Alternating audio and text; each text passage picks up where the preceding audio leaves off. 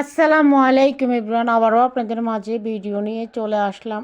আজ রান্না করব আমি বেগুন দিয়ে, শুটকি দিয়ে, পোতা বেগুন দিয়ে রান্না করব। আলু দিয়ে রান্না করব।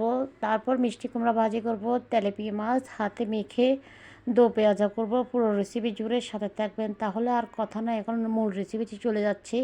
প্রথমে মিষ্টি কুমড়াটাকে কেটে ধুয়ে পরিষ্কার করে আমি আগে থেকে মশলা রেডি করে ফেললাম। মশলার ভিতরে দিয়ে দিলাম পেঁয়াজ এবং কাঁচামরিচ, আদা রসুনের পেস্ট, একটু হলুদের গুঁড়া, ধনিয়া জিরার গুঁড়া দিয়ে মশলাটা ভালো করে কষে নিলাম। এরপর মিষ্টি কুমড়াগুলো দিয়ে দেখতেই পাচ্ছেন পানি বের হয়ে গেছে।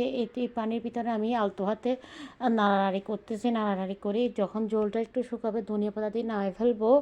তো মিষ্টি কুমড়া ভাজি করলে দেখা যায় এই ধরনের এই ধরনের এখনকার মিষ্টি কুমড়াতে একটু পানি বের হয়ে যায়, তো কেন ব্যাপার না, একটু ঝোলটা নিয়ে ফেললে হয়ে যাবে। তারপর মিষ্টি কুমড়ার পরে আমি এক সাইডে একটা ঝোল টানতেছে, এদিক দিয়ে আমি আবার তেলাপিয়া মাছটাকে ধুয়ে পানি ঝাড়া দিলাম। এটা আমি এখানে যে তেলাপিয়া মাছটাকে আমি হাতে মেখে রান্না করার জন্য প্রথমে আমি একটা কড়াই নিয়ে নিলাম। কড়াইতে আমি তেলাপিয়া মাছগুলো দিয়ে দিলাম। তারপর দিয়ে দিলাম পেঁয়াজ এবং কাঁচামরিচ।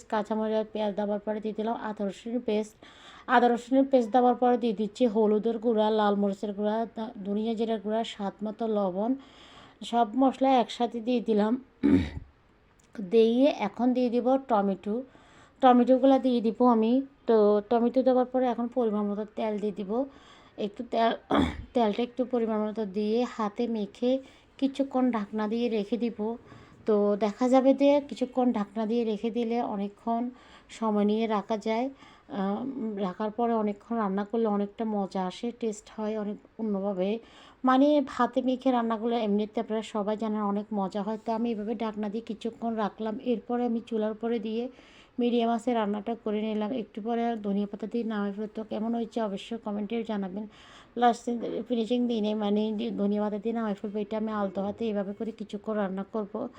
তো বাকি আজকে যেহেতু রান্না 3টা করতেছি, বাচ্চা নিয়ে অনেক সমস্যা হয়ে যায়। একটার করতে গেলে দুইটা করতে গেলে 3টা হয়ে যায়। তো শীতকালে এখন একটু সবজি খাওয়া যাবে, এই জন্য আপনাদের ভাইয়া বলে একটা দুইটা তরকারি কি রান্না, 2-3টা তরকারি রান্না করলে ভালো লাগে, বাচ্চারা সবাই খেতে পারবে। কয়েকদিন পরে সবজিরও অনেক দাম পড়ে যাবে, এমনিতে শীত এখন আস্তে আস্তে কমতেছে। তো এখন আমি শুটকি দিয়ে আলু দিয়ে রান্না করার জন্য প্রথমে আমি এখানে একটা পাতিল বসা দিলাম। পাতিলে পরিমাণ মতো তেল দিলাম। তারপর পেঁয়াজ দিলাম। পেঁয়াজটা একটু নরম হওয়ার পরে দিলাম আদা রসুনের পেস্টটা নরম হওয়ার পরে দিয়ে দিলাম শুটকিগুলো দিয়ে তেলের পরে একটু ভুনে নিচ্ছে। তেলের পরে ভুনলে দেখা যায় কি খেতে অনেক মজাই লাগে, টেস্টও ভালোবাসে, স্যান্ডটা ভালোবাসে। এরপর আমি এখানে হলুদের গুঁড়া, লাল মরিচের গুঁড়া, স্বাদ মতো লবণ, ধনিয়া জিরার গুঁড়া একটু ভালো করে নিয়ে ছেড়ে দিব। একটু পানি দিয়ে অনেকক্ষণ সময় নিয়ে মশলাটা কষাই নিব। অবশ্যই যে কোনো রান্নার ভিতরে ভালো করে মশলাটা কষাবেন, এতে রান্নাটা মজা হবে। আর রান্না করতে অতটা সময় লাগে না, অনেক তাড়াতাড়ি হয়ে যায়। মশলা একটু সময় নিয়ে কষাবেন, মশলার কাঁচা গন্ধটা একদম যেন না থাকে, সেক্ষেত্রে একটু খেয়াল রাখবেন। আর রান্না একটা আর্টে, সেটা একটু ধৈর্য সহকারে রান্না করতে হয়, অনেক ভালো লাগবে। আর আমার রান্না কোন রান্নাটা কেমন হচ্ছে অবশ্যই কমেন্টের মধ্যে জানাবেন।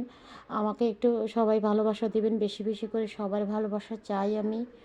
আমাকে আপনারা চাইলে কিন্তু ফরিওতে নিয়ে যেতে পারেন, শুধুমাত্র আপনাদের ভালোবাসা আছে বলে এখনও কাজ করে যাচ্ছি। প্লিজ, এখন আমার ভিডিওতে তেমন একটা ভিউ দেখতেছি না, কমেন্ট দেখি না, প্লিজ একটু কমেন্ট করবেন সবাই। ভালো করে সবাই কমেন্ট করবেন, ভিডিওগুলো দেখবেন, আশা করি ভিডিওটা শেয়ার করবেন। তো দেখতেই পাচ্ছেন যখন মশলাটা ভালো করে কষানো হয়ে গেছে, আমি বেগুন আলু দিয়ে দিলাম। বেগুনটা দেওয়ার পরে আমি কিছুক্ষণ কষা নিলাম। এরপর আবার টমেটোগুলো দিয়ে দিচ্ছি। টমেটোগুলো দিয়ে আবারও ভালো করে ঢাকনা দিয়ে দিলাম। ঢাকনা দিয়ে অনেকক্ষণ সময় নিয়ে ভালো করে কষা নিলাম। তো আসলে এইভাবে করে রান্না করলে অনেক মজাই হয়, সবজি বানিয়ে অনেক মজা। তো একটু ধৈর্য সহকারে রান্না করতে হয়। এরপর আমি একটু পানি দিয়ে দিলাম, পরিমাণ মতো পানি দিয়ে ভালো করে নেড়ে চেড়ে দিলাম। আসলে এক হাতে ভিডিও করে আরেক হাতে রান্না করে, এভাবে করে ভিডিও করি মূলত। তো এরপরে আমি একটু ঢাকনা দিয়ে বেশ কিছুক্ষণ সময় নিয়ে রান্নাটা করে নিলাম। তারপর রসুন দিয়ে একটু বাগার দিয়ে দিলাম। ধনিয়া পাতা দিয়ে নামাই ফেলবো। তো কেমন হয়েছে অবশ্যই কমেন্টে জানাবেন। সবাই ভালো থাকবেন, আমাকে একটু সাপোর্ট করবেন, ভালোবাসা দিবেন। আপনারা চাইলে কিন্তু আমার ভিডিওগুলো ফরিয়াতে নিয়ে যেতে পারেন। আজকে অনেক দীর্ঘদিন কাজ করে যাচ্ছি, এখনও পর্যন্ত আমি ফরিয়াতে যেতে পারিনি। সবাই ভালো থাকবেন। আজকের মতো বিদায় নিলাম। আল্লাহ হাফেজ। আসসালাম।